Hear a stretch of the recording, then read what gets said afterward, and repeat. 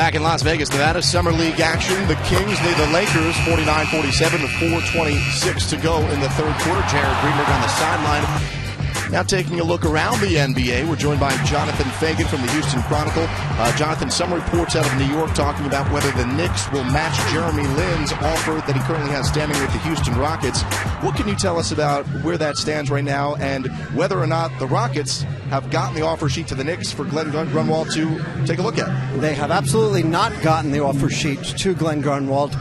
Basically, there's no other way to put it. The Knicks have been avoiding the Rockets guys with the offer sheet.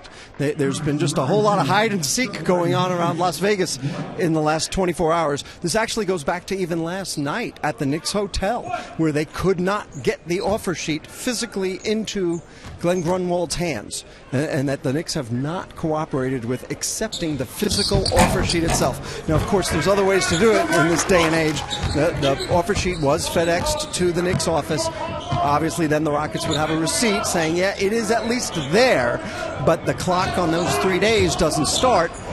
The stuff we're starting to hear about talks with Raymond Felton could explain some of this, in that he wants as much time as possible. So if he can keep the clock from starting, those 3 days that you get to match, if he can keep that clock from starting, that gives him the most possible time to work through the decision that apparently he still has to make. He being Glenn Grunwald, and once again, the rumors out of New York currently are that the Knicks are looking into possibly signing and acquiring Raymond Felton from the Portland Trailblazers. How do you see the fit in terms of Jeremy Lin with the Rockets? And there's been so much turnover with the team you cover on a daily basis. Well, the fit would be very good, partly because they have no other point guard. So it's sort of the same situation as that spawned Linsanity, where, hey, somebody's got to play point. How about you?